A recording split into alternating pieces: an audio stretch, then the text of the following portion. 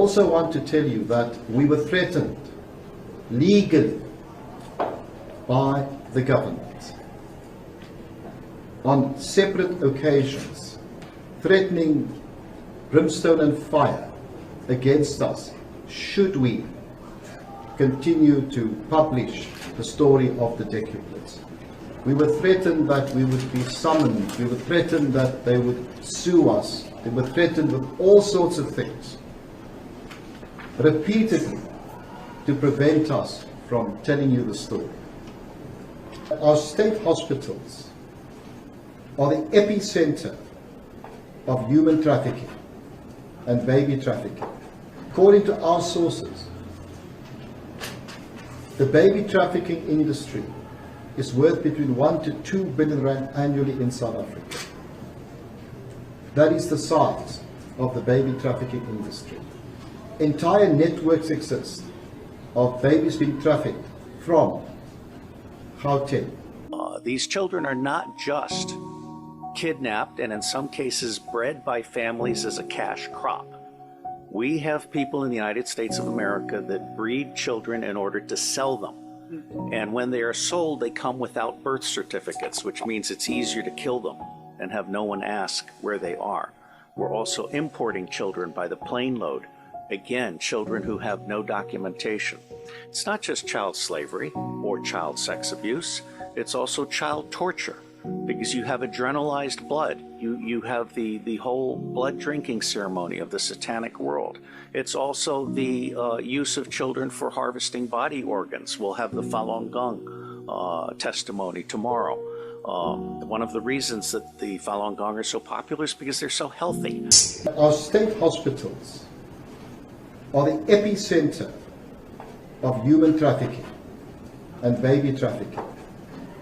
We can say unequivocally, this happens at Steve Biko Academic Hospital, Tembisa Academic Hospital, Tembisa Hospital, and George Macquarie Hospital. We can tell you unequivocally that involved in this is Home Affairs, multiple IDs, records of patients that don't exist or disappear, babies that come in, if mothers deliver twins, they're told the one twin died and the other one is trafficked.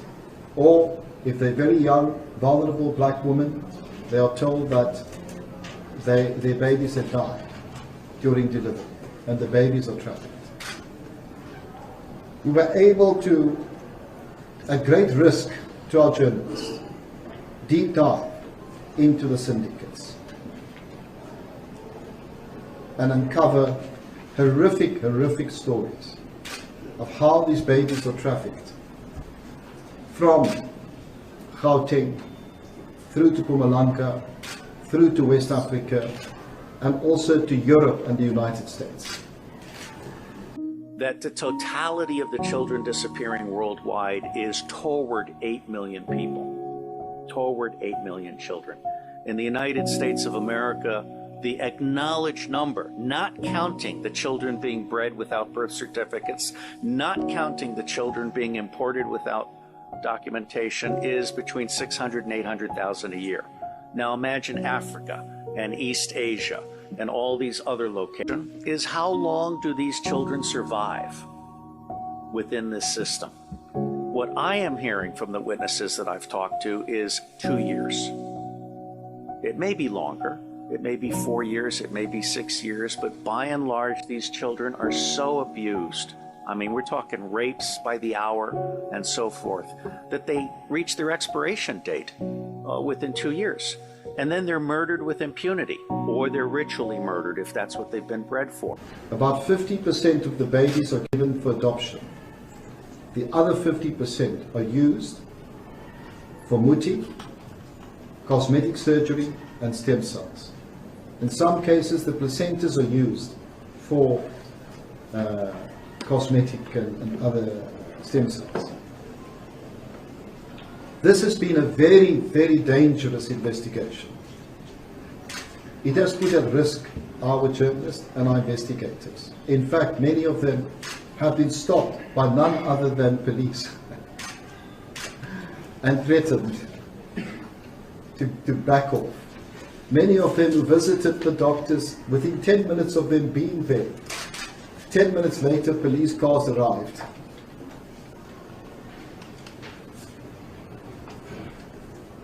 What we are saying to our government, it's okay to make mistakes.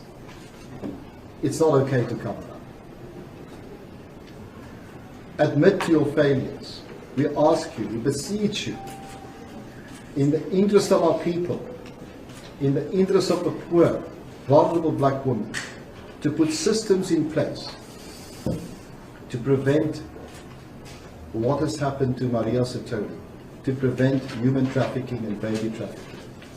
We ask you to suspend immediately the hospital CEOs of all of these hospitals. We ask you to suspend the MEC of Health in Gauteng, Mogeti, the MEC for Social Development. We ask you to look into the National Department of Health, and indeed even higher up in the government. We as a country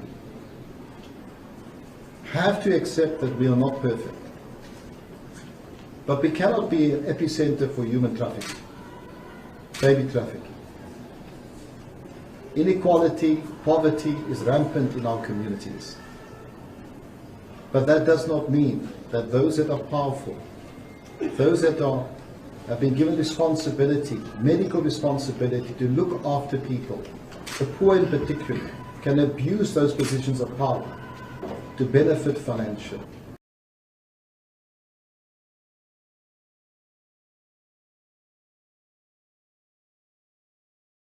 Meles Mbeki is probably the most corrupt leader the ANC has ever produced. These are all there are rumors of scandal around this president. So nicely, he's my president. What would I advise? You know, say, call off the bluff man. Open those accounts. Open those accounts. Call off the bluff. I'm saying the dangers are two.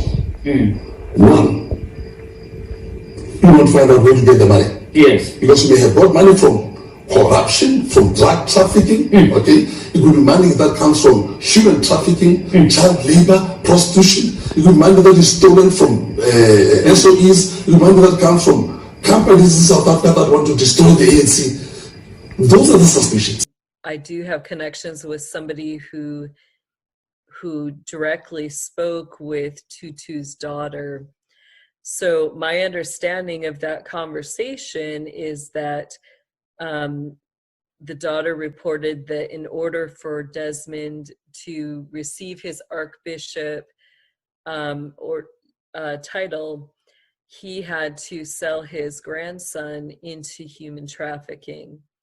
The daughter had contacted the person who was relaying, this information to me in an attempt to get help to get the son back.